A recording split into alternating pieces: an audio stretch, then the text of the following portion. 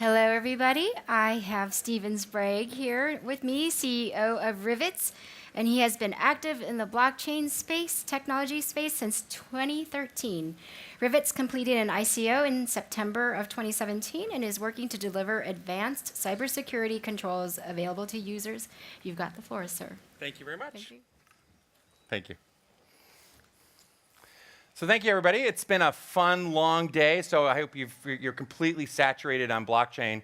My mission is to dispel a few myths for you. And I want to start with a very simple picture, which is around the concept of decentralized cybersecurity. So you've heard stories about aspects of cybersecurity and how blockchains have all of these capabilities. And I want to put a little of question mark over some of that, because there's a challenge in this space. And one of the challenges is that while the blockchain is censorship proof, we can run it anywhere in the world and we can't prevent somebody from getting access to it. You can get out of China with a VPN and do a transaction, and that it's trustless, that the chain doesn't have an administrator. That's actually a really cool thing, is that blockchains just run. There's nobody really in charge.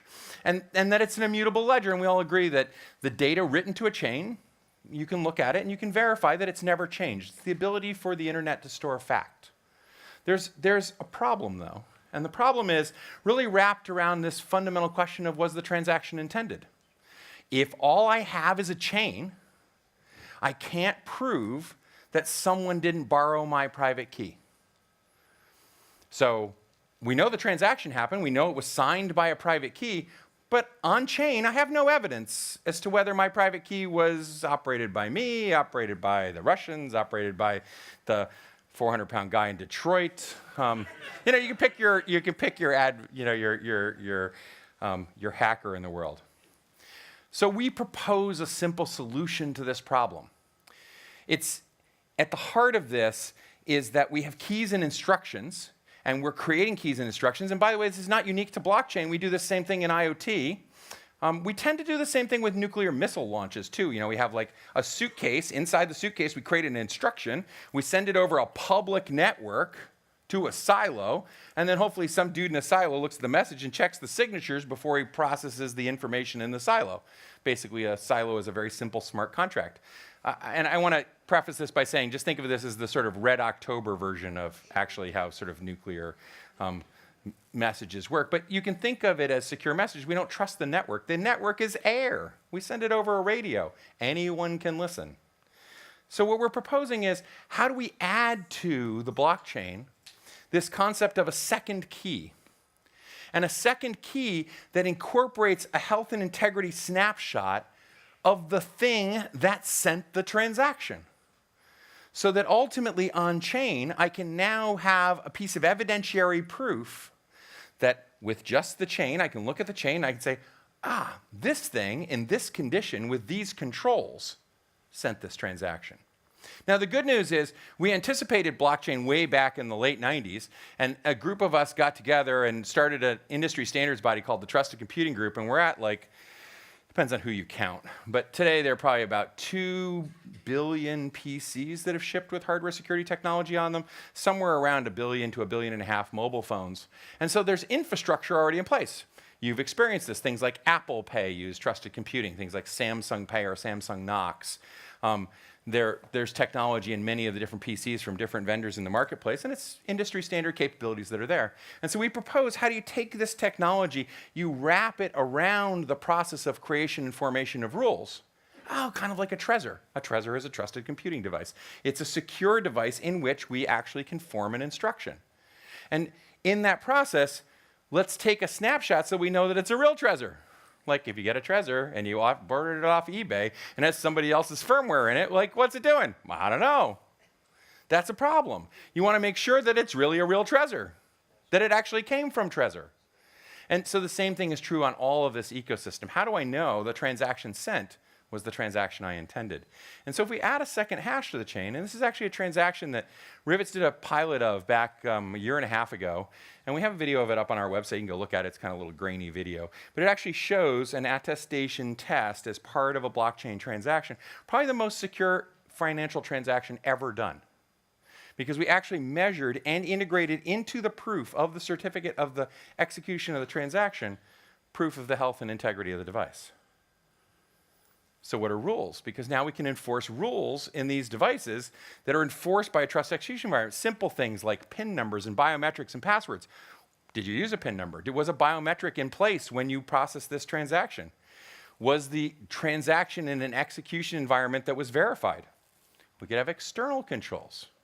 You know, a really good external control is you could have your device, let's say, call mom's device, and you can only do a Bitcoin transaction over $1,000 after 10 o'clock at night if mom says yes.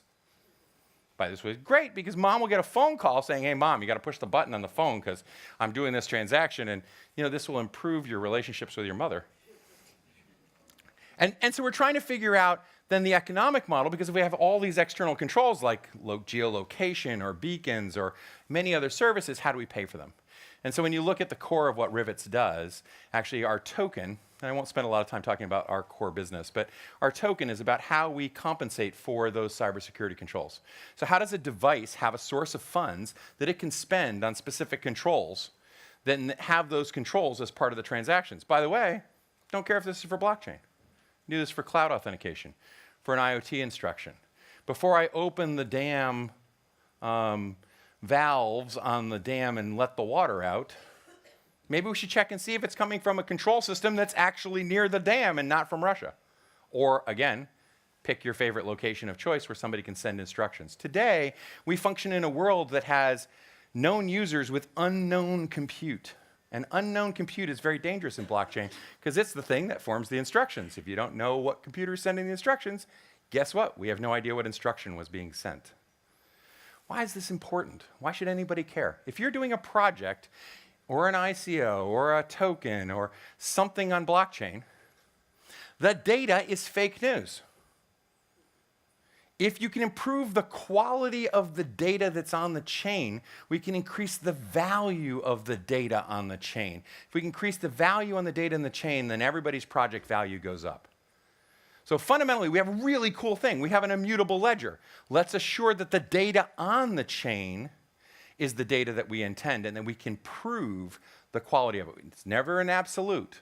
It's just that these are the things we checked in order for that data to be what we expect it to be. So what is trusted execution? Trusted execution is a set of industry standards. It's embedded within the chipsets of your devices, and it's the ability for the device, independent of the operating system, to store and process code. And there are multiple ones of them. Like in a phone, your SIM module is basically a trusted execution environment. Your processor has something called ARM Trust Zone in it, which is a trusted execution environment. Intel's SGX is a trusted execution environment. So they're kind of everywhere. So yeah, we could make a Bitcoin wallet and 700 million handsets that would have an equivalent quality to a hardware Trezor device, just standard in your phone. So are we ready for that? It's kind of an interesting question as to, you know, if we showed up with 700 million hardware wallets, would the blockchain stand up? Based on the time it takes us to do an Ethereum transaction right now, that's like 700 million kitties. Like, that would be fantastic, right? We're at, what, only like 14 or 15 million wallets out there today? And so this is about driving industry standards to help that process. A simple thought. Trusted computing, in its most generic definition, operates tokens. Tokens operate chains. If you don't have trusted computing operating your tokens, then you don't know what you did. You have to have some sort of measured compute that helps you in the process of assuring that the thing that told your token what to do did what you wanted it to do, because it's a computer. It might lie to you. There are lots of capabilities. So if you look at a Samsung phone today, it supports trusted display. You can actually have the trusted computing environment write stuff on the screen independent of the OS. It has trusted input. I can put a PIN number or an address in that can't be altered. It has lots of different capabilities. So these technologies have been around for a while. I thought it would be useful to explain just the anatomy of a transaction. We all talk about transactions. We all have transactions. We use them every day. But we think that all transactions are equal. If you think of e-commerce, we really, really suck at e-commerce. We actually haven't done a secure e-commerce transaction there. Like 2 billion smart cards in Europe. You know what you can't do with your smart card? E-commerce. Well, it's only been 25 years, so they'll get around to it eventually, right? But you can't take that chip card, plug it in the side of your laptop, even though it has a smart card slot in your laptop, and do a transaction. Why? Because it's missing all the parts. You can thank the US Defense Department for that because they built an identity solution around smart cards and they forgot all the parts too. So here's what you need. Trusted display. What you see on your screen is what you sign. Where do you find this? At Walmart. You go to Walmart, and on that little payment terminal, there's a little screen, and when you're checking out, it says $79.83, Walmart. And you say, oh, that's how much I spent. Don't trust the cash register. It can lie to you. But the point of sale terminal actually has a trusted display, a measured display. Trusted input. Now, you're supposed to type a PIN number into that silly little point of sale terminal. We're Americans, so you don't have that experience. We actually just have signatures. Nobody checks the signature. You know, sign the Grinch, sign whatever you like. Nobody checks. Sometimes you get a teller who's like paying attention, like looks at the back of your card, but actually nobody checks. But this is how you collect intent. Trusted execution. So we're all kind of familiar with this. This is the actual chip card in your wallet that you carry around, has the secret inside that chip, and actually forms the instruction of a transaction inside that chip. But then there's the fourth piece. And we kind of forget about the fourth piece. The fourth piece is some form of attestation that the other three pieces are working correctly. Because if I don't check it, how do I know that the thing is functioning the way I expect it to be?